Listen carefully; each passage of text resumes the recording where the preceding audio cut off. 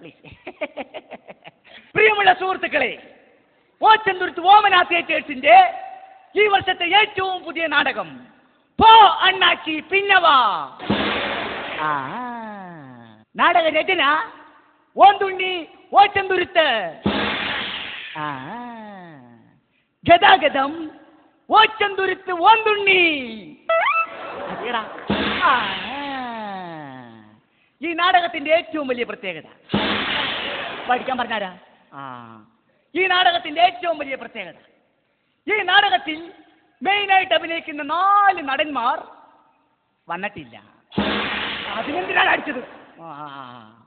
പകരം നാടകം എന്തെന്ന് പോലും അറിയാൻ പാടില്ലാത്ത, ജീവിതത്തിൽ നാടകം കണ്ടിട്ടേ ഇല്ലാത്ത ഈ നാട്ടിലെ ചുറുചുറുക്കുള്ള 4 ചെറുപ്പക്കാരെ തപ്പിയെടുത്ത് അത്യാവശ്യം ഡയലോഗുകൾ പറഞ്ഞ് പഠിപ്പിച്ചാണ് ഞാൻ ഈ നാടകം ഇവിടെ അവതരിപ്പിക്കുന്നത്.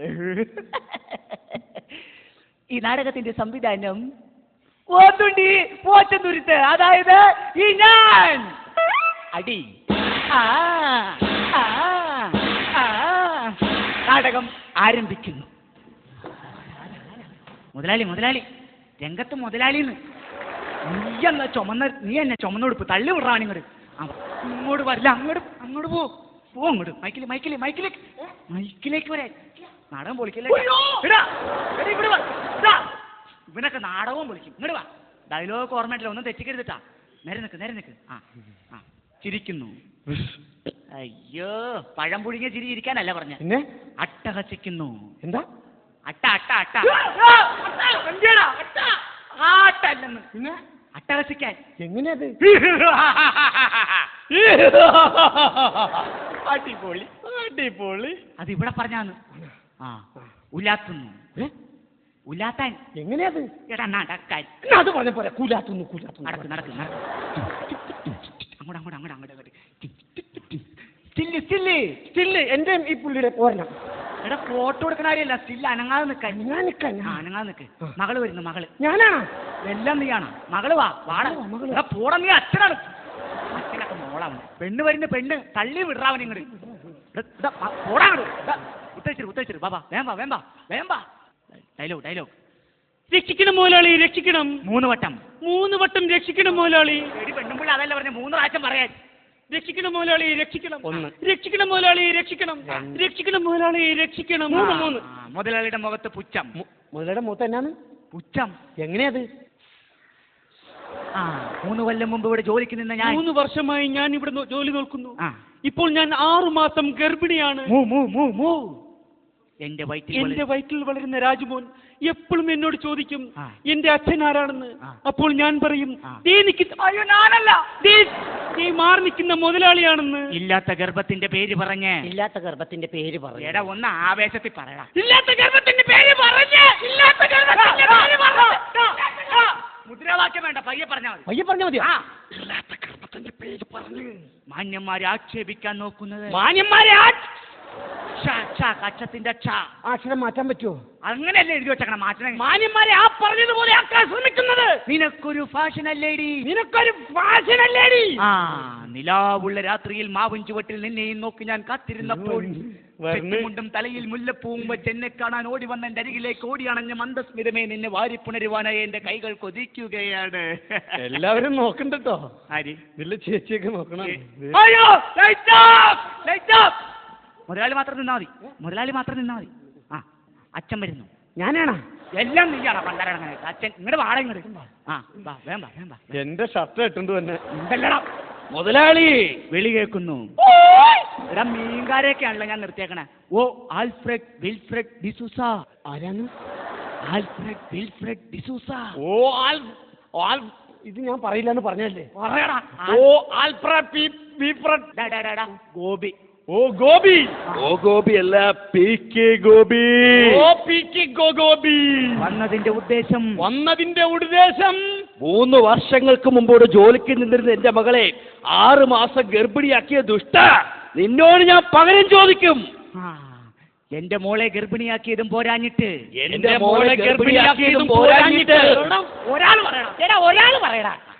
എന്റെ മോളെ ഗർഭിണിയാക്കിയതും പോരാഞ്ഞിട്ട് ഞാൻ പറഞ്ഞോളാം.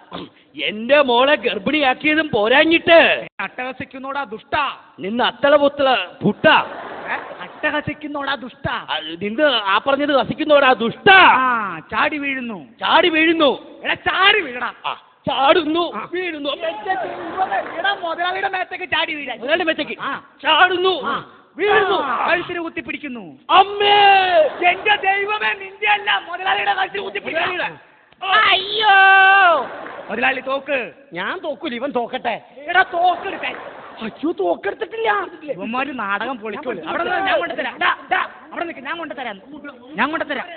ആൾക്കാര് കാണാതെ ഞാൻ കൊണ്ട് തന്നോളാം. ആൾക്കാര് കാണാതെ തോക്ക് ഞാൻ കൊണ്ട് തന്നോളാം. ആൾക്കാര് കാണാതെ തോക്ക് ഞാൻ കൊണ്ട് തന്നോളാന്ന്. ആരും കണ്ടിട്ടില്ല. കിട്ടി. വെടി വെക്കുന്നു. അവനാ മരിച്ചു വീഴുന്നു. അയ്യോ എന്റെ ദൈവമേ, നീ വെടി വെച്ചിട്ട് നീ എങ്ങനെയാണ് ചാവണ? എഴുന്നേക്കടാ. നീ മരിച്ചു വീഴാ. ഞാൻ മരിച്ചു വീഴാ. അമ്മേ ചിരിക്കുന്നു. നീ ചത്തവനല്ലേ, നീ എങ്ങനെ ചിരിക്കണം? കിടക്കട അവിടെ കിടക്കട. തോക്കാട്ടിനോട് മകൻ വരുന്നു. ഞാനാണ്. എല്ലാം നീയാണ്. മകൻ പാടാ. വാങ്ങട്. മകൻ. ഡയലോഗ്.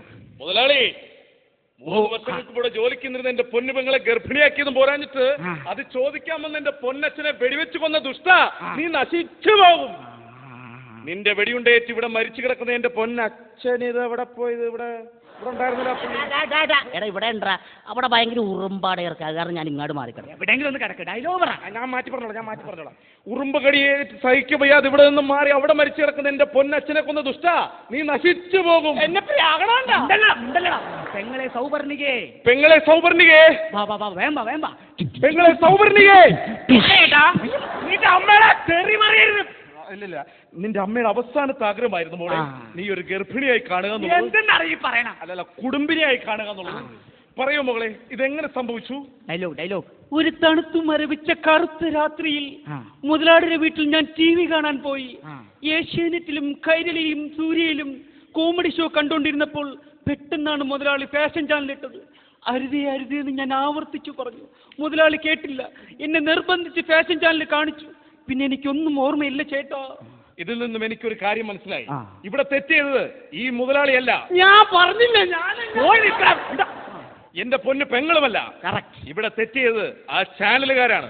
അതുകൊണ്ട് എനിക്ക് ഈ സമൂഹത്തോട് ഒന്നേ പറയാനുള്ളൂ, ഇനി മേലാൽ നിങ്ങളുടെ വീട്ടിലുള്ള പ്രായപൂർത്തിയായ പെൺകുട്ടികളെ അടുത്ത വീട്ടിൽ TV കാണാൻ പറഞ്ഞയച്ചാൽ നിങ്ങൾക്കും ഇത് സംഭവിക്കും. എനിക്കൊരു സംശയം. സത്യത്തിൽ ഇതാണ് അല്ലെങ്കിൽ ഇതാണ് ഗർഭപാത്രം?